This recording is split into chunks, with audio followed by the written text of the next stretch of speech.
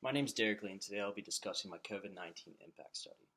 I started with a background of the COVID-19 virus and talked about how it's a global pandemic respiratory disease that has spread from person to person at a rapid rate that we've seen in the last 4 months. The disease is coronavirus 2019 has been abbreviated to COVID-19. As of April 27th, it has infected over 3 million people and killed over 200,000. It's hindered the global economy to a point that we haven't seen in the last decade, and is arguably worse than the recession in 2008, and could be the greatest downturn we've seen since the Great Depression. Big misconception about the coronavirus is that it actually was founded in 1968. There's about 40 different strands, and then MERS and SARS were both coronaviruses that devastated the Middle East and Africa in the 20th century. A big part of my paper was talking about the origin of the virus, of this 2019 strand. There's been a lot of political propaganda going back and forth between America and China about who's at fault, who's to blame, and really where this all started. The common accepted story is that it started at a meat market in Wuhan that was contaminated by bats, or a bat with the coronavirus. Then food was ingested from that meat market. Recent stories have come out that there's a laboratory in Wuhan that has been researching the coronavirus, and that there was possibly a leak at that laboratory due to shoddy work and failed precautions, which has created some stir. And there's been some other conspiracy theories that the Chinese government has leaked it. Donald Trump calling it the Chinese virus, rightfully so, as it is the source of the virus. And, China and America and other countries going back and forth about who's to blame were eventually put to rest by really a global need to come together and fight this virus through cooperative efforts. I then go through a timeline. I pinpoint about 20 major dates that really helped kind of detail the progression of this virus. Some big ones: March 26th, the United States surges in cases, leads the world in most at 81,000. The 27th of March, Trump signs a bill to provide $2 trillion in stimulus checks to America to slow down the economic crisis, something unprecedented. I then continue to go through some other major dates there that you can look forward to. Literature review. I found my two favorite sources that I reviewed were Michael Barbara's two of his podcasts. He's a New York Times podcaster, reporter, I guess, and he does a daily podcast show at 8 a.m. Monday through Friday. He had Paul Mazur, who has been living in Shanghai for the last 10 years. He, among the other New York Times and other Wall Street Journal reporters that were living in China during this time, have been expelled from the country by the Chinese officials, citing that they weren't welcome there and that they're the reason that the hatred towards the Chinese government has been so profound. He goes on to describe that officials have kind of put the blame on these reporters and foreigners, and the oppression that the Chinese have put on to the foreigners is incredible, and it's the most that he's seen in the last 10 years since he's been living there. His next podcast that I reviewed was with Dr. McNeil, who is the head of health and science reporting for the New York Times.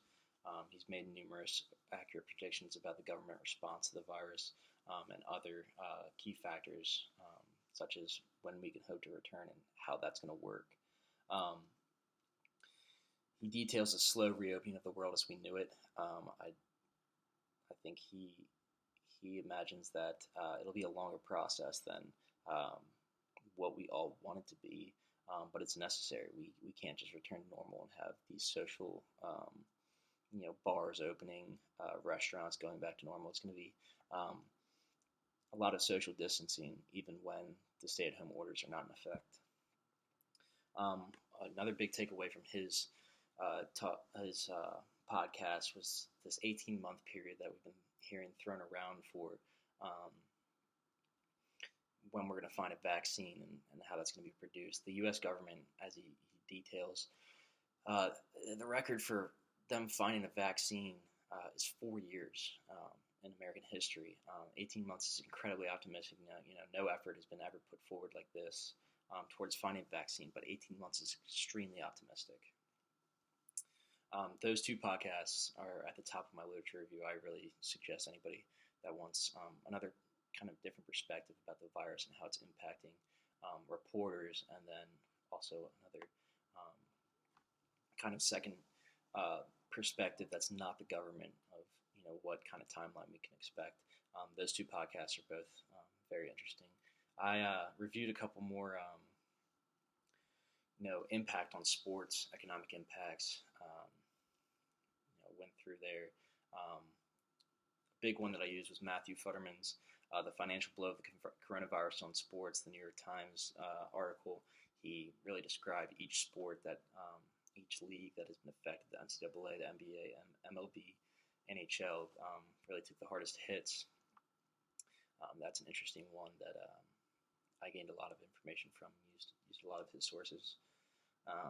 So going to the impact on sport and entertainment worldwide, the global impact, I thought it was most obvious to talk about the 2020 Olympics.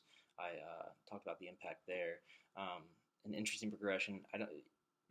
The expectations that not having the 2020 Olympics is going to be tragic for Tokyo's economy. That's just wrong. Tokyo's a huge economy that has already been devastated. Not having the Olympics is not going to throw it into catastrophe. But the Prime Minister of Japan has stated that they will not cancel the Olympics, that even though they've been postponed to summer of 2021, while the IOC has stated that the Olympics, if they're not done, if this Tokyo Olympics is not, done in summer 2021, that it's not going to happen. So that's an interesting,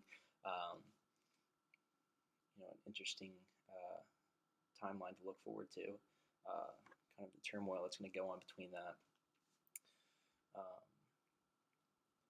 Next, the impact nationally. I kind of broke this down, going from NCAA to NBA. I think the NCAA is really going to be hurt by this. Already budgeting for $400 million less in revenue to be doled out to Division I programs. I think it's going to be catastrophic to some of those lower tier Division I programs that aren't part of the Power Five. There likely is going to be many programs that don't survive this. It's going to be sad, but I think we could be looking at the Power Five breaking off in football, becoming its own autonomous kind of entity as they are able to survive the pandemic when other smaller Division I programs are not. The NBA has been directly impacted. They withheld around 25% of players' salaries the rest of the season after it was canceled in mid-March, which is unprecedented. This is to combat losing about half of its $9 billion revenue from media deals.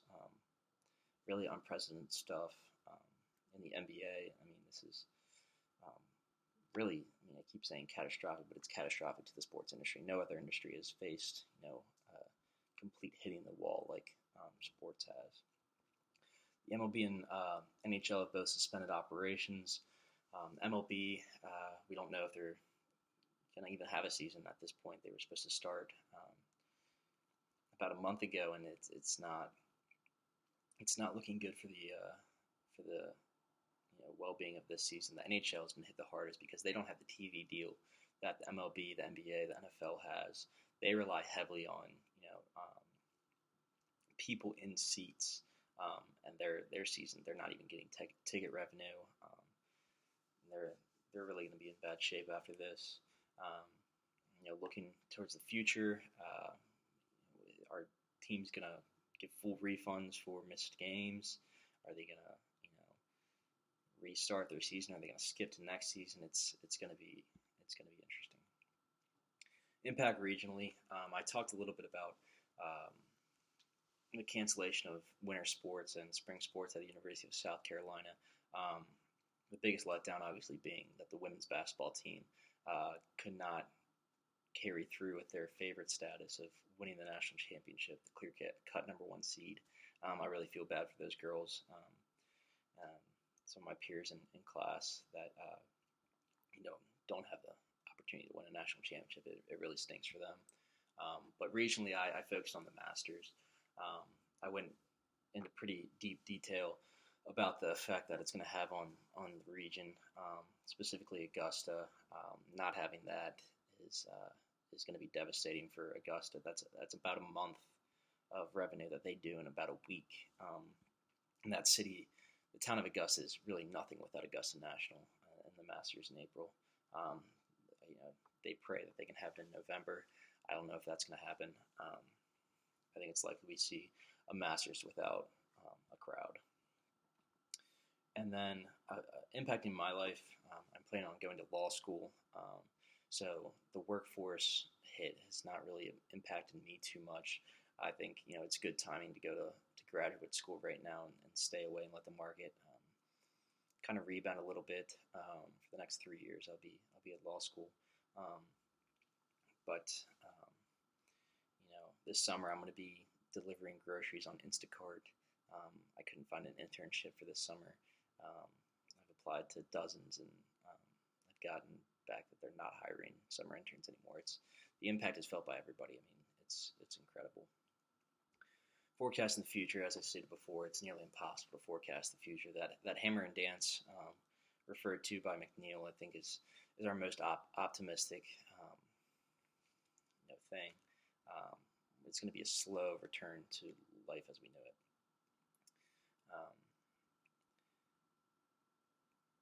My conclusion, I really focused on, it's really disappointing how the people of our nation have responded to it. We were at first untouched by this virus. It was Italy, it was China, it was Europe that was really crushed by it. We took it as a joke. The people of America thought we were invincible, and here we are with 5 times as many cases as any other country. It's extremely disappointing, and still nobody's taking it seriously. People are dying all around us, and people have the audacity to claim that our First Amendment right is at risk, or that this isn't America if we can't do what our rights say we can. I think it's disgusting, and the only hope is that we somehow learn to come together and fight towards a common goal. We have to abide by the regulations that are put on us, and if we don't, this is going to be lingering for years. So that is my impact study, and I hope you enjoy.